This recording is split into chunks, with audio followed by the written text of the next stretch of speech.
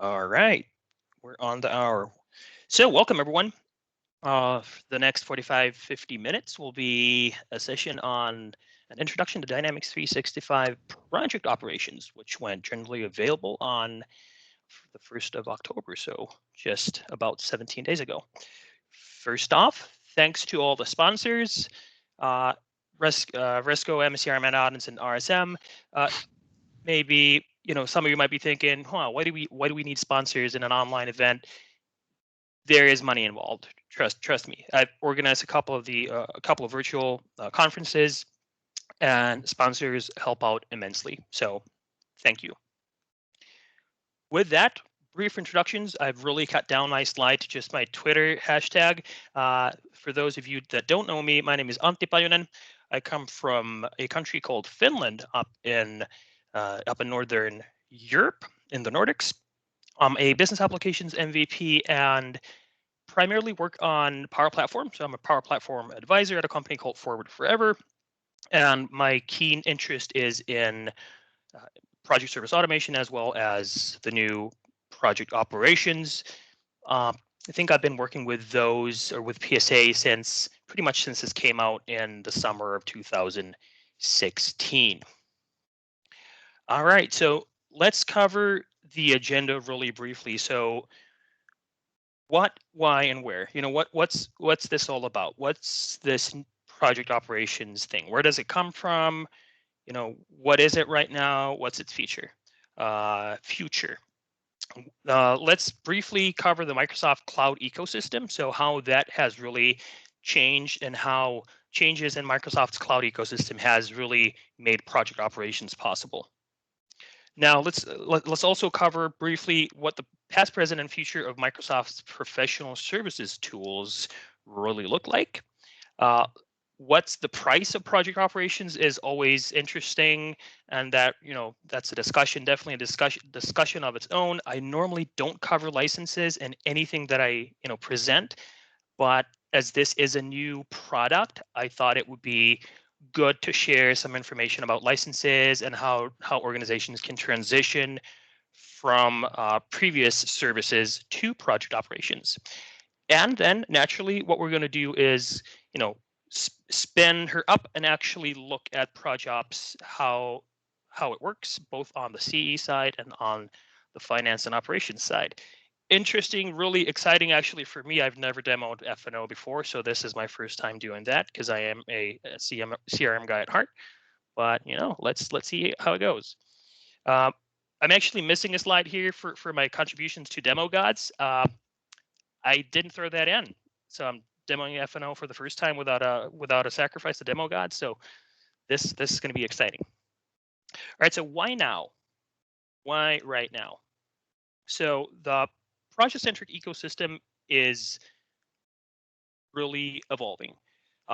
Organizational needs are really they're changing, and they have changed since what they were maybe 3, 4, 5 years ago. Organizations are looking for flexible ways to respond to changing business models and different services in the world. And there's a lot of need for automation of business processes, all the way from that prospect to that billing and to gain insight. So that prospect to cash process is looking for automation like crazy, to be honest. Also, optimized workforce productivity is really, really key these days. And if you think of how pretty much I'd say our line of business as in consulting has changed since or during the pandemic, that actually really is one of those drivers that puts organizations in a situation where they really need to optimize their workforce productivity to get out the best results. As those of you that are consultants, we don't have face-to-face workshops anymore. Everything is done over Teams. The whole mentality and approach to working and our daily work is a lot different, and that has an immediate effect in professional services tools that organizations need. Now, what's really impacting success for organizations is disparate systems and data silos. And this image was really true for the Microsoft ecosystem, I would argue, still 6 months or a year ago. We really had different silos for different products, and really the point of project operations is to break those silos and to give organizations a homogeneous tool on a platform that is not siloed data wise and process wise either. All right, so what is the cloud ecosystem? It really used to look like this just a short while back. So we have those three clouds: Microsoft 365, Dynamics 365, as well as Azure. Now the transition has really the transition has really been from these three different clouds into the Microsoft cloud, into a single offering. And this is really at the project operations is really at the core of a single Microsoft cloud, because that tool combines robust elements from all those three different clouds. You might be you might be thinking, what are those? What do you mean it's a Dynamics product, it's an operations product? What do you mean it's across those three different clouds? So if you dissect that, if you think about the product and you dissect it, we have Project for the Web, which is that project management tool, comes from that Microsoft 365 cloud. Project for the Web, its heart is actually project scheduling service, which runs in Azure. Project operations is part of the Dynamics cloud. And there we already have it. It is a combination and sort of like a pool product that really is built on a unified single Microsoft cloud. All right, so project operations as part of the cloud platform. If we kind of further dissect project operations into four different brackets, we have Dynamics 365, we have SCM, HR, field service, and kind of the core Dynamics 365 first-party applications there. That's really at the heart of project operations as well. Project operations is one of those applications. It uses and leverages what we used to know as the project management and accounting module in Dynamics 365 Finance and Operations. So where does Power Platform come in? Well, Power Platform naturally comes in through in automation, Power Apps, and Power BI, so that we can have analytics for the data that we have in ProjOps, as well as, for example, automation through Power Automate. Microsoft 365, I would argue that the really key elements there are teams for collaboration, but definitely one of the hearts, one of the central points and one of the hearts of ProjOps is definitely Project for the Web, which was launched pretty much exactly a year ago. So it was in October 2019. So Project for the Web is that project management experience that's built into project operations, and that comes from the Microsoft 365 side. So how are partners related to this? What is, apps and integrations? What are those partners about? Well, the way that the slide's just low. Here we go. Partner ecosystem. So Microsoft's not forgetting the partner ecosystem. It's actually putting more value into it, in the sense that it will be up to the partners and up to the partner ecosystem, our ISVs, to deliver industry specific verticals on top of project operations. So really the core of ProjOps is, and this is my opinion, is professional services. But if we go to industries like manufacturing, architecture, engineering, health services, and whatnot, it's the partner ecosystem that's going to deliver those industry verticals on top of Power Platform. So that it's not Microsoft, it's not the product team that's going to deliver those features. It's the partner ecosystem. All right, so past, present, and future. So a bit about the background. Project operations is really a tool that that combines both a front-end experience and a back-end experience. And what I mean by that is sort of the front end that we are used to from project service automation is, I would argue, almost 50%, if not more, of project operations. So for those of you that have played around with PSA, those capabilities, those features are 100% transferred to ProjOps. So that world of customer engagement that we're used to from a PSA perspective is, it's still there. It's very valid. It's a big part of project operations. The other side of the world comes from our ERP world, from Dynamics 365 Finance. So really that project management and accounting module that those of you that are FO experts that you might have played around with, that's the FO side of things that's now part of project operations. So we're combining the world of customer engagement and finance and operations into a single tool. And then at the center for project managers, we have Microsoft Project for the Web as our project management experience. So it's really a combination of those three tools. And that was really, if we think of why was this, why did this happen? Again, we covered the needs of professional or cyber services organizations and how those have changed. If we count the total number of Microsoft's project management tools altogether, we're going to end up with a figure that's somewhere between 6, 7, 8, or so. So we have many different project management tools in the Microsoft ecosystem, with Project for the Web really being that North Star for pure pure project management. So it's really made sense to pool that new product and that new feature for project management into project operations. And naturally, everything runs on common data service. Our entities, project operations related entities, are primarily on common data service. So if we think of processes, so that was like, what are the we've covered what the different products that comprise or make project operations are, but what's the role and the process angle? So if we think of roles in project operations, we're going to see roles like account managers for doing that sales process from the beginning. You have your leads and your opportunities. Who are you going to sell your projects to? That's the sales process, the sales side of that.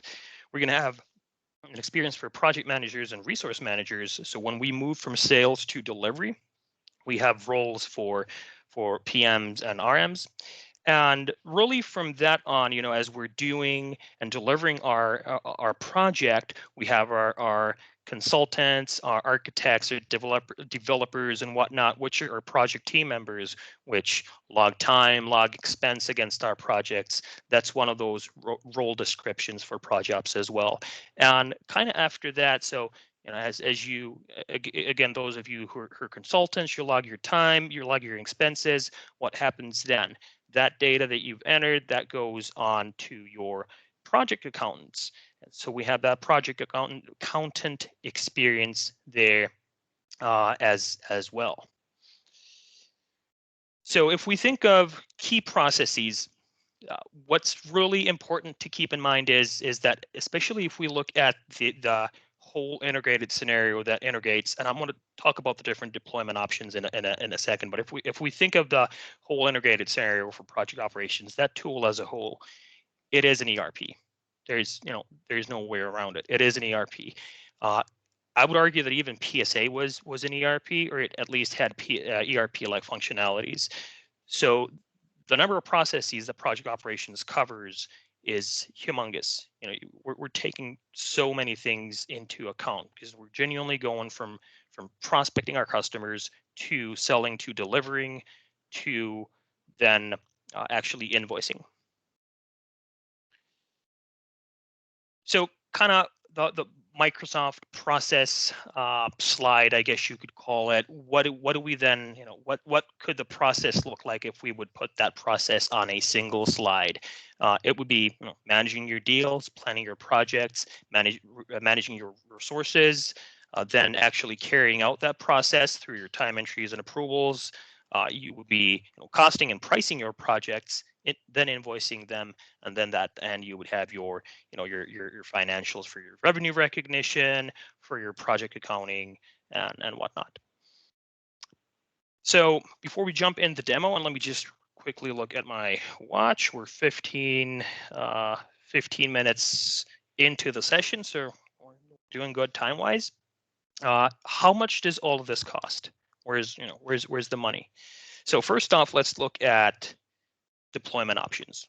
How can we deploy project operations? What different options are there? There are essentially three different scenarios. One scenario is for front-end capabilities only, for only CE capabilities, customer engagement capabilities. Essentially, what that means is you're deploying pretty much what you know of from PSA, from Project Service Automation, with a few new features. So you're looking at a CE deployment only. And I'll actually, in the demo, what I'm going to do is I have both worlds available. So I'm going to quickly show what things look like on the CE side in a resource-based scenario. And then I'm also going to show you what the resource-based scenario with F&O looks like. So the second scenario, which you can see in the middle, is really that hero story. So that integrated experience that combines those CE capabilities as well as those F&O capabilities. And again, I just want to remind, what are those capabilities? What do they mean? So those C capabilities pretty much come from what we knew as project service automation, and those F&O capabilities are essentially what we what F&O people at least know as project management and accounting. So that is pulled into a single offering. The third deployment option. Oh, hey there. Someone has a lot of words to say.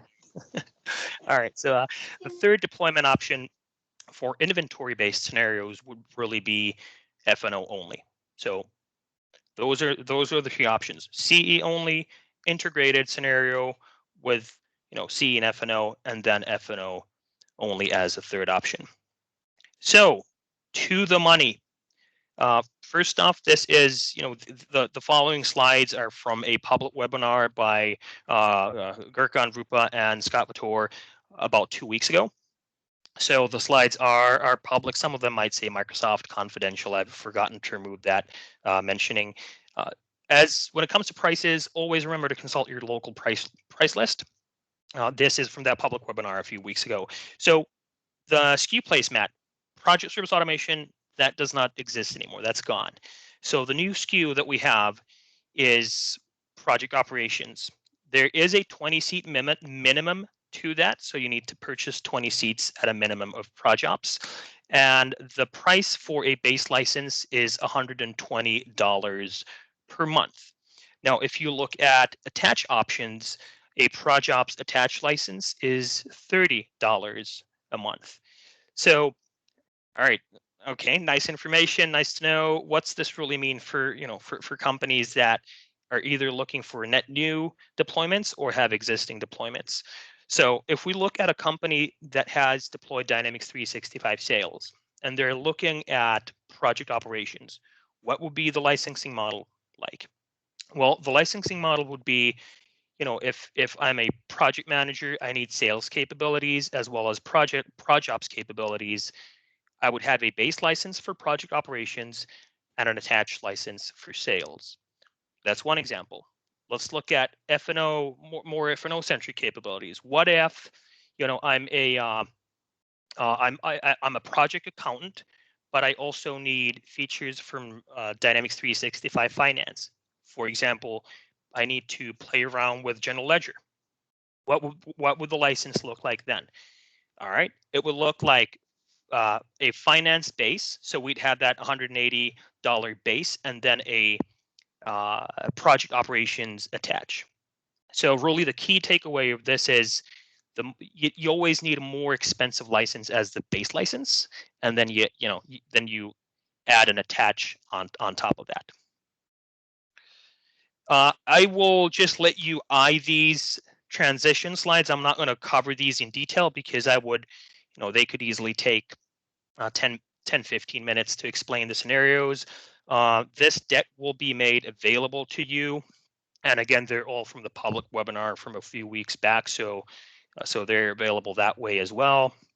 But here's a brief description and summary of the transition plan from existing systems, from project service automation to ProjOps, or from PMA to ProjOps. There is also a transition plan for licenses, PSA licenses, C plan, EO plan, and Plan 2 licenses. So Microsoft has thought of this as well. Again, I'm not going to go through this slide. I'll just kind of let you eye it a bit. And then, if you want to explore it in detail, you can take this deck after the session. One thing that is important to consider right now is if you're an existing PSA or existing PMA org and you're looking at upgrading, right now that we're in GA, you're not able to do an upgrade right now. So if you're, for example, a PSA customer, right now there is no upgrade path from PSA to ProjOps. We do have to wait for that for a bit. I'm not going to tell a date when that's going to be because I'm not entirely sure how public that information is, but there is a transition plan around the corner. But right now, GA deployments are for net new orgs. The ladies were especially adamant on me reminding that we have prizes. So winners have to be present to receive them, and it's interesting to see what the prizes actually are. So yeah, and there's a short survey that you might want to fill up. Again, give feedback for this session when I'm when I'm done as well. And with that, it's time to actually look at project operations. Let me look at my watch again. We're 25 minutes after, so it'll be tight, but we'll make it. I was kidding. I still have 2 more slides for you.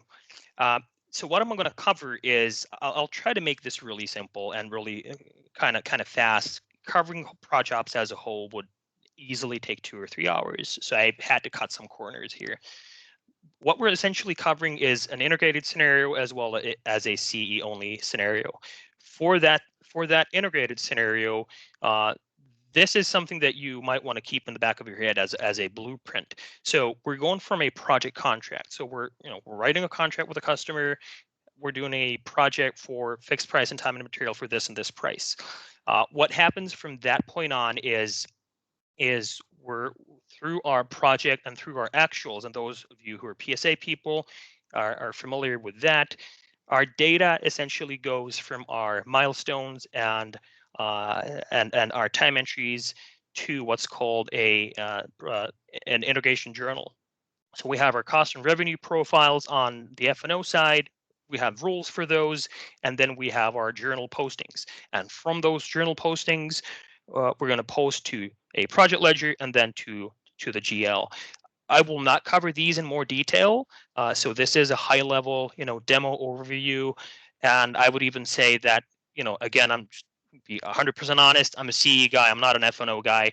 So you don't want to talk general ledger with me. I won't have the answers to that. There's Julie on the Dynamics 365 channel, for example, doing a presentation right now.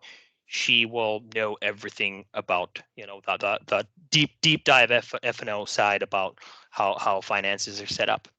If we look at the data flows, last slide before the demo, if we look at ProjOps data flows, this kind of gives you an understanding of what's really going on. It's definitely not as big as F&O by any means, but we do have a lot of stuff happening here. This really describes how that integration between those two systems has been made. All right, and finally, yay, that was the final slide. So let's jump in Dynamics. Yes, I'm still here. Let me just refresh these really quick. Connection lost. That sounds good. I hope my VM didn't go down. So I am running a virtual machine. So this is cloud hosted. This isn't hosted by Microsoft because my licenses wouldn't cover that. All right, so let's look at the integrated story first. And the reason why I want to cover both options is because in the integrated story, we don't have all the new features that we have in customer engagement just yet. So customer engagement only, CE only deployment scenarios have a bit more cool stuff on the CE side. And I do want to highlight those because some of those are really features that we've been waiting for a long time. So things start really from our project contract. That project contract is a concept of it's exactly what it sounds like. It's not it's not rocket science. We're making a contract with a customer. So imagine a project contract is something equivalent to a piece of paper where your customer puts his signature and then you have your company's signature there as well, and you agree on the scope of work. So let's look at a project contract in customer engagement. And for the integrated story, what's really, as we cover the process, what's really key to understand is project contracts are orders. It's synonymous to an order, right? Project contract equals an order. They're the same thing. Project contracts are fully handled on the CE side. So you don't go to F&O for that. Or if you go to F&O for that and you open up a contract, you open up an order from F&O, you're going to get a pop-up or a new tab that throws you on the CE side. So you manage your project contracts, your orders from customer engagement. So this is fairly, the setup for this is fairly basic. What we're doing here is a fixed price project. If we look at our contract lines, we can see that we're on a fixed price project here. If we double click on it for more information, what we're going to see is pretty much what we're used to from PSA, include time, expense, include fee. We do have some gotchas here. For the integrated scenario for revenue recognition, for a fixed price line, we do need to remember to set the include time flag to yes. So if we set this to no, and we log our time, and then we jump over in the process, we do invoicing and whatnot, and then by the time we do rev rec, we're going to miss our we're not going to see all our necessary costs if we don't remember to include these flags for the cost for our fixed price components. Right, so again, this is fairly straightforward from PSA. We have our project contract line details. Nothing really new here either. One thing that we do have as a net new feature is customers. So what we can do with the GA release, and this is something that you're not going to see in project service automation. So in project operations, you can define a customer, additional customers on an order level, and then also on an order line level. So if I wanted to split this order line, the value of this order line and the invoicing that I'm going to do between two different customers, I could now do that by adding another customer right here, right in this view. So really, the setup for our project contract is exactly what we've had in project service. Not too many things have changed in that. However, if we look at the project that we're actually doing, the fixed price implementation of a model driven app, and I have that in another tab right here. That does look a bit different now. And the first place we're going to see that is under our tasks, saying the session has expired. So let me just refresh this. So here we have project for the web as that project management experience.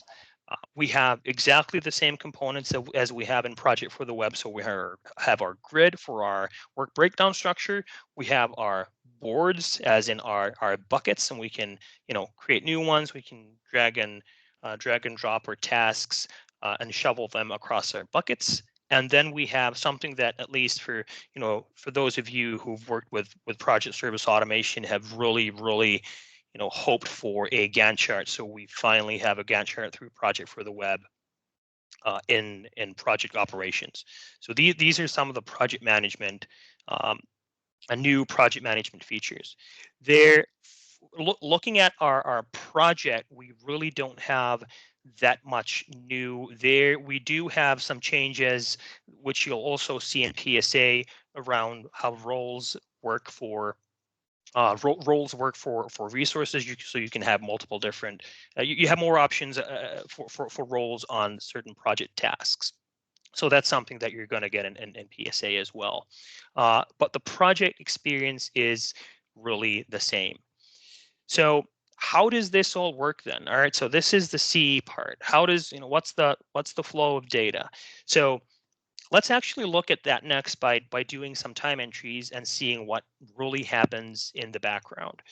So let's just get the name of the project. It was FP implementation. So let's create a new time entry for let's create it for Friday for 1 hour. It's a type work, and this was our project.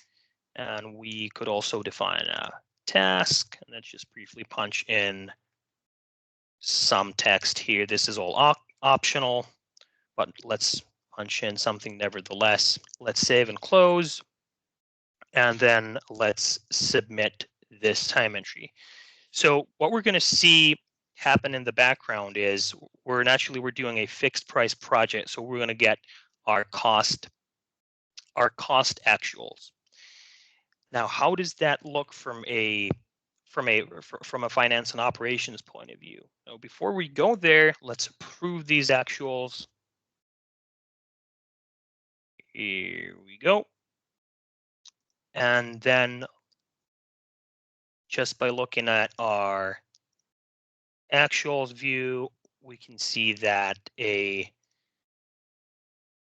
cost component was created. So this is the time entry that we created, right? So if you think of that small data flows, that architecture slide that I had on my deck, if we jump over to F&O, what we're gonna do now is we're gonna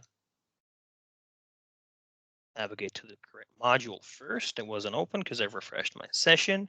What we're gonna do is we're gonna go to our project operations integration journals. So that's something that's going to be created in the background for those actuals. Now, before I do that, before I click on the integration journals, how does that data get into finance and operations? What's the magic there? How did we get data from customer engagement to F&O? Do we have a custom integration? The answer is no. Integration is natively built based on dual write. So dual write is that tool, that technology that integrates customer engagement and finance and operations together. It is a synchronous near real time integration, and with near real time, I mean if I post a few records, they will pretty much just immediately appear in F&O.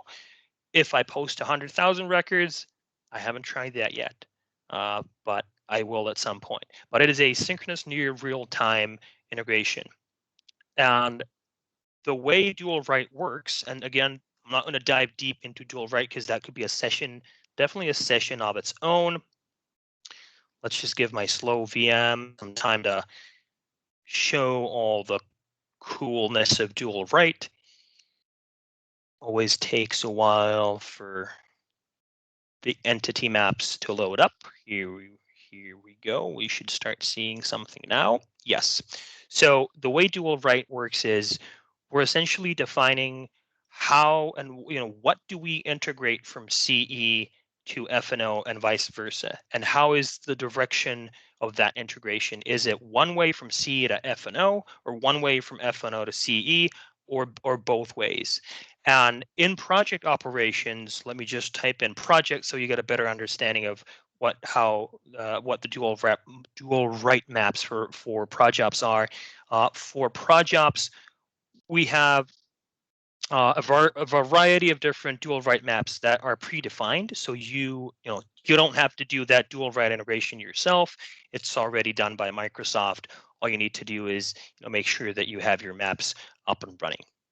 So now that we kind of have an idea of how that data got in, let's look at the project operations integrations journal.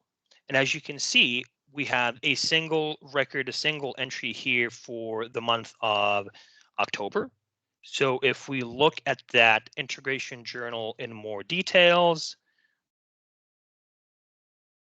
what we will see is for that project, we will see that single time entry that we that single time entry that we submitted, right?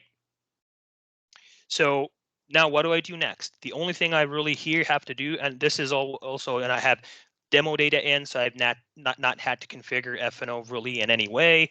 What I'm going to do here is I'm going to post this integration journal, and what F&O is going to do is it's going to post everything to the subledgers and whatnot GLs based on the setup that we've defined in finance and operations. Again, that would be something that you would do together with your finance and operations financial consultant that would that's able to configure that those finance capabilities and those project management and accounting project accounting capabilities in F&O. This takes a while. Usually it's for a single record, it's pretty fast. I have the slowest possible VM, so that takes a few seconds. It has been posted.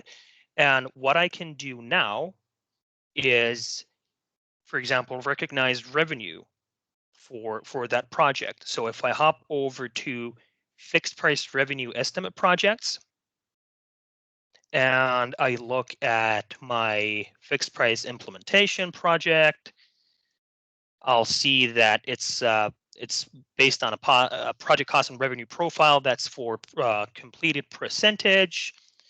Let's open this, click on estimates, see if I have an existing estimate. So let me just delete that. I was playing around yesterday, making sure everything works. So all right, so let's create a new estimate. So we're in October, so let's create an estimate for the month of October for period 10. We're going to take that estimate from a cost template that we have defined. We do have other options for a total cost, total forecast, and then we can also choose our completion method. But for now, we're going to use our cost templates. We do need to set a forecast model. That's also, again, I have demo data, so everything is set up. And let's run the estimate for October. And my VM thinks for a few seconds. All right, so what we're going to see in this estimate is that my project is about 40% complete. I have a contracted value of 12,000. I have already invoiced my customer for 6,000, and now my accrued revenue is 4,800, with my total cost being 3,300, which gives me a gross margin of 31.25.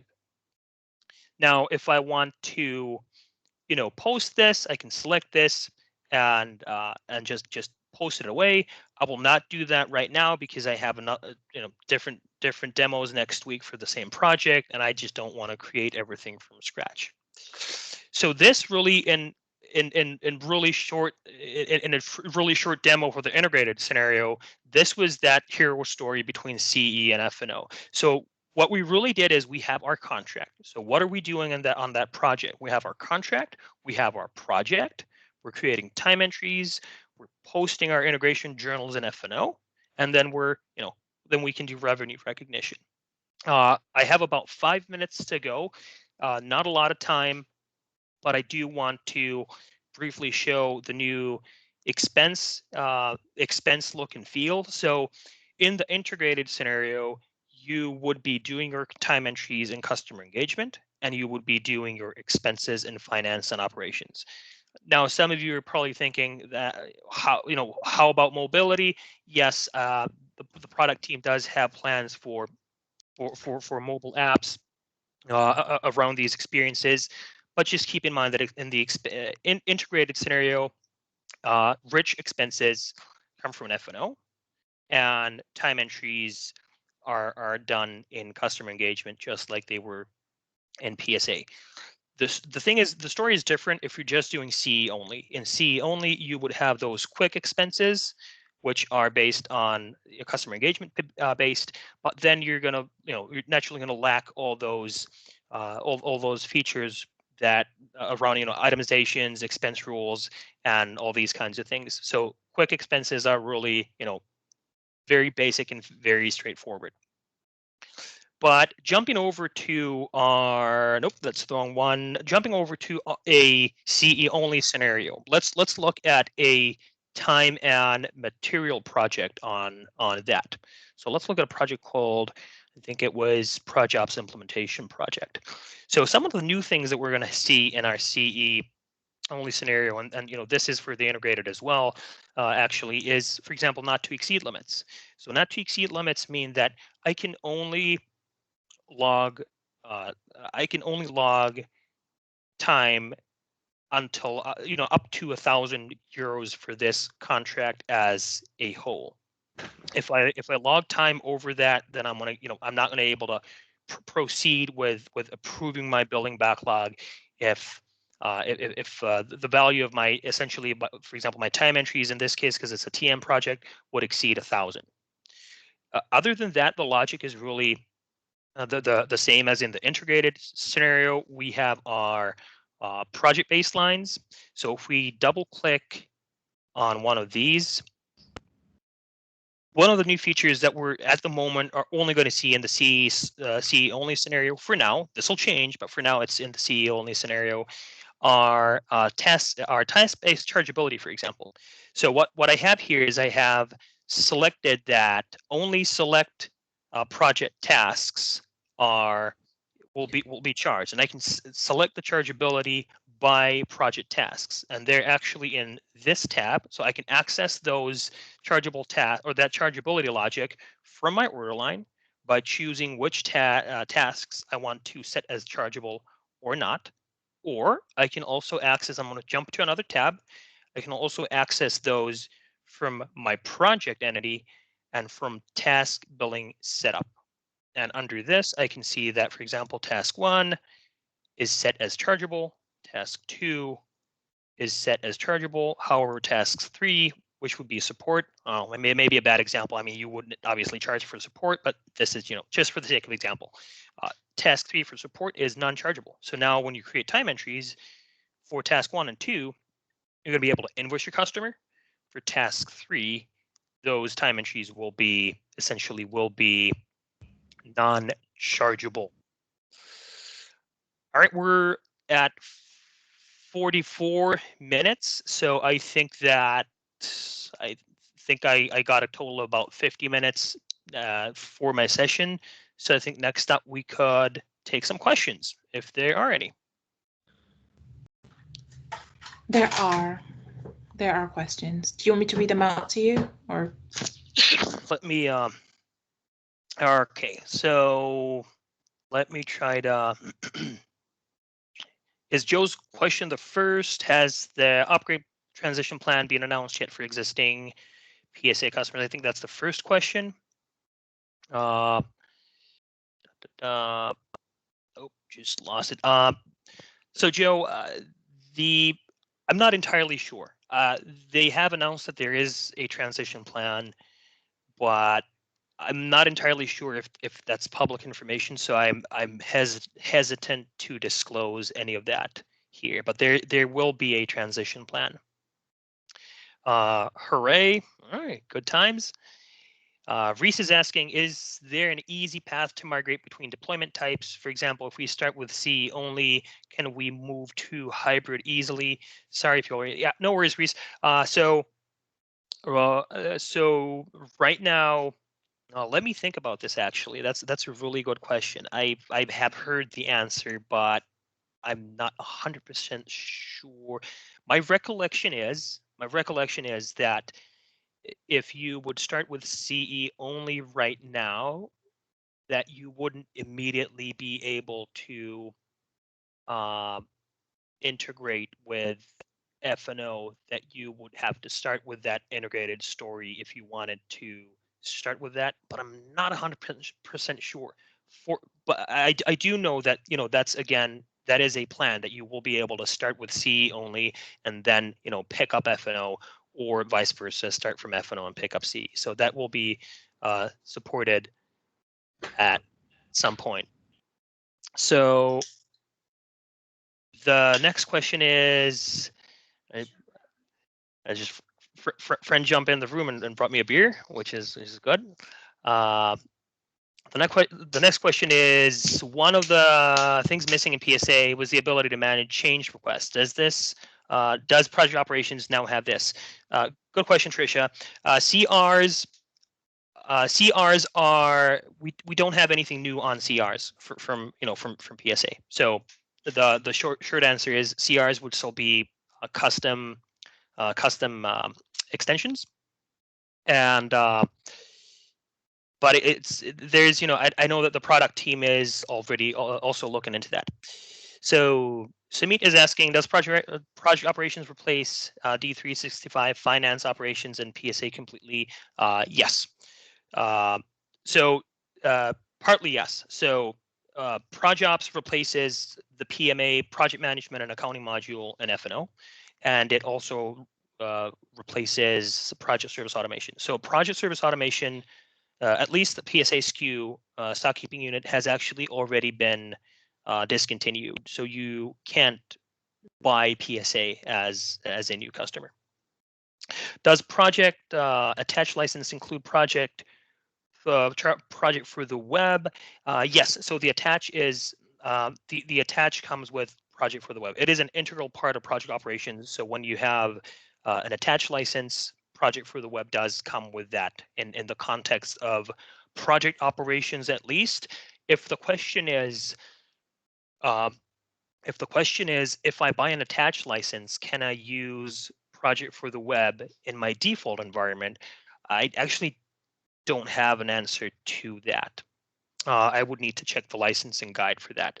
But if the ask is, if I have an attached license, can I use project for the web in the context of project operations? Then the answer is yes. Yes, you can.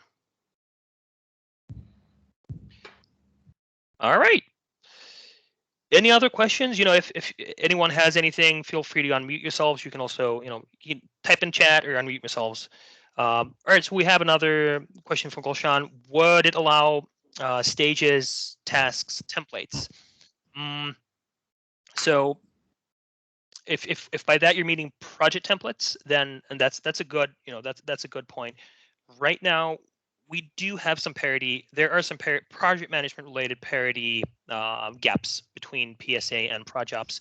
Project templates do not exist at the moment. So what you would do as for project templates is you would leverage the copy project functionality and then use that. But project templates they're not in project operations just yet.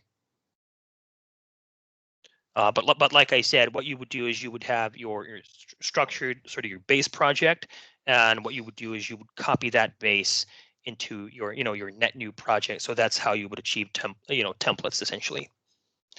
In terms of a hybrid, ProjOps is 120, CE sales license is 65, CE add-on for ProjOps is 20. Endpoint. So the licensing model, really quickly, I think we're at the top of the time allocated for the session. So there really is, if there really is only that 120 and that $30 base for ProjOps. So there's no CE only SKU, and that's something that I know that a lot of partners, a lot of people have already brought that up.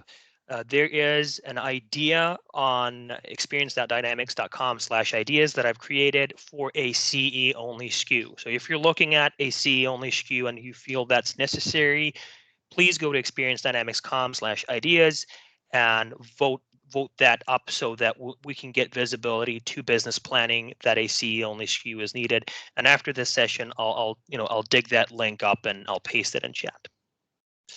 All right. With that, I'm 1 minute over, and I want to save some time for the next presenter as well. Thank you so much, everyone. Again, thanks to all the sponsors. Thanks to everyone organizing this.